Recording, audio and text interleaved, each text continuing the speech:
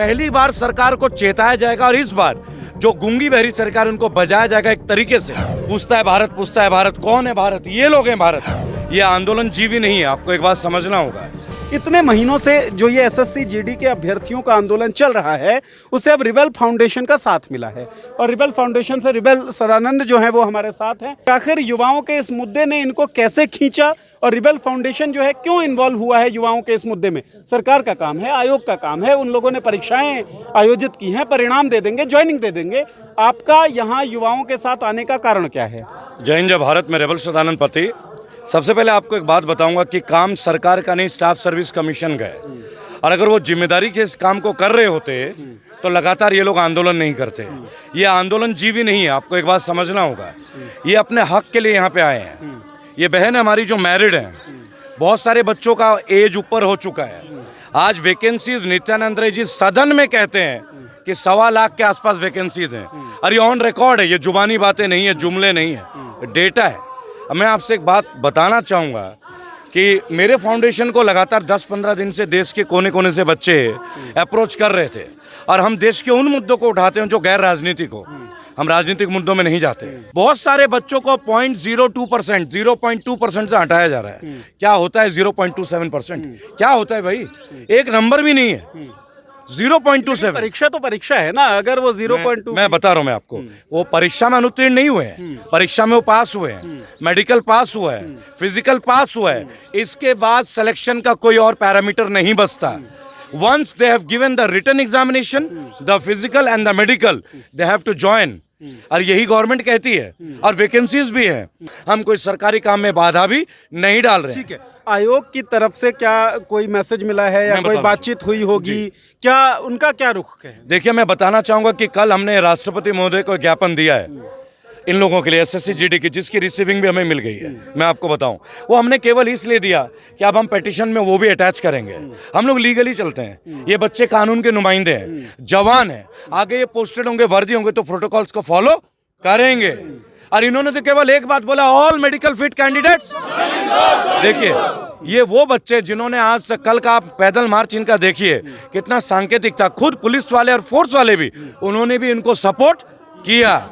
कोई मुकदमे दर्ज नहीं हुए। जी ठीक है, मैं एक सवाल और आपसे ये पूछना चाहूंगा कि जो सरकार है वो लगातार राष्ट्रवाद के मुद्दे पर मुखर रही है, बोलती है, मजबूत सरकार है, तो आपको क्या लगता है कि सरकार गंभीर नहीं है सीमा सुरक्षा को लेकर, या क्या मसला है कि इन युवाओं को लगातार सड़कों पर आना पड़ रहा है, आंदोलन करना पड़ रहा है अपनी ज्वाइनिंग के लिए, परीक्षाओं को उत्तीर्ण करने के बावजूद? आप एक बेहतरीन संवाददाता, सीधा प्रश्न पूछते हैं। मैं आपके मंच के माध्यम से एक बात बोलना चाहूँगा।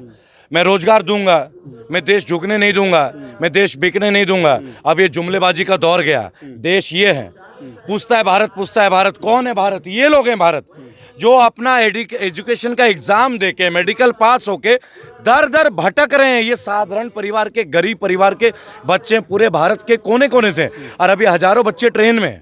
आप ये भी समझिएगा, ये प्रखर आंदोलन होगा।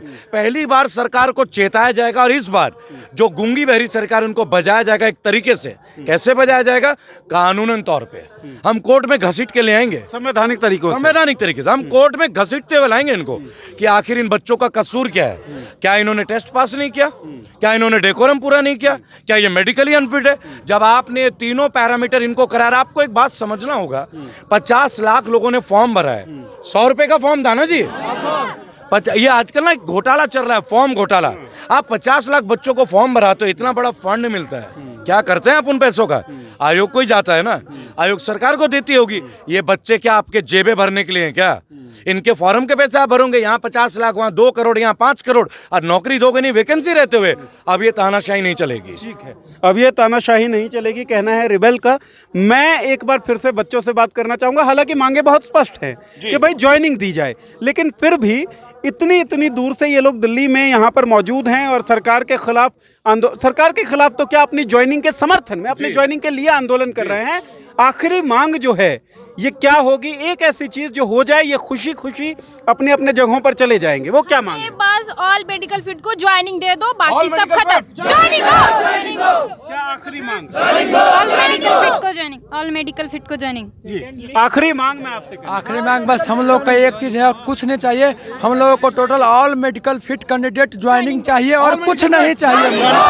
ऑल मेडिकली फिट जो कैंडिडेट्स हैं 1,09,000 उनको ज्वाइनिंग मिलनी चाहिए, क्योंकि नित्यानंद राय जो गृह राज्य मंत्री हैं उन्होंने सदन में कहा है, ऑन रिकॉर्ड कहा है कि 1,11,000 से अधिक पद खाली हैं। जब पद खाली पड़े हुए हैं तो जो सफल अभ्यर्थी हैं परीक्षाओं के, जिन्होंने मेडिकल जो परीक्षा है उसे भी पास कर लिया है, उनको ज्वाइनिंग मिलनी चाहिए, क्योंकि लेट लतीफ़ी के जिम्मेदार ये अभ्यर्थी नहीं हैं। लेट लतीफ़ी का जिम्मेदार अगर कोई है तो वो है आयोग, और उसकी लेट लतीफ़ी का दुष्परिणाम इन अभ्यर्थियों को नहीं भुगतना चाहिए। आप देख रहे थे मॉलिटिक्स, देखते रहिए हमारा चैनल, सब्सक्राइब करिए हमें यूट्यूब पर। नमस्कार। जन को होगी समस्या तो तंत्र से होंगे सवाल। आपकी आवाज़ अब सुनेगा देश। मुद्दा आपका, मंच हमारा। शेयर करें अपनी बात, हम बनेंगे आपकी आवाज़।